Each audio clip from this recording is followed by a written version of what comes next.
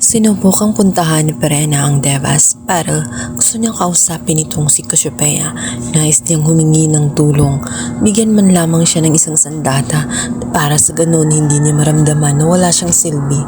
Nais niyang matulungan ang mga nilalang sa Encantadia. Nais niyang maprotektahan man lang ang kanyang sarili o maipagtanggol ang lahat. Kaya naman isang basbas ang hiningi niya kay Cassiopeia.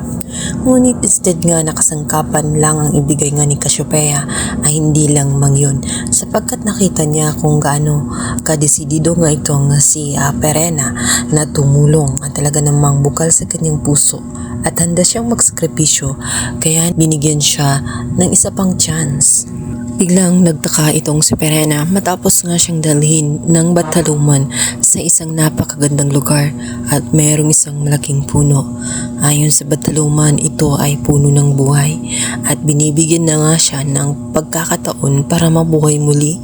Masaya si Perena at walang mapaglagyan ang kanyang kasiyahan dahil sa wakas ay mayayakap na niyang muli ang kanyang mga mahal nang sa ganun ay magawa niya ang mga tungkulin na dapat niyang gawin sa Encantadia.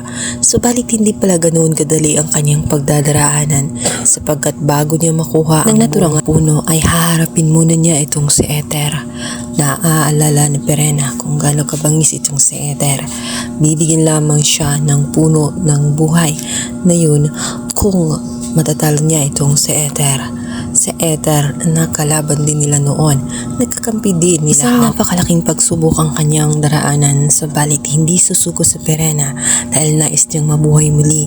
Nakita kasi niya kung gaano kalaking panganib ang nagbabadya sa Encantadia, lalong-lalo na at nakita na nga nitong si Methena ang panibagong mangyayari sa Encantadia, kung saan may posibilidad nga na mamatay ang apat na sangre at makuha ni Gargan ang naturang brilyante.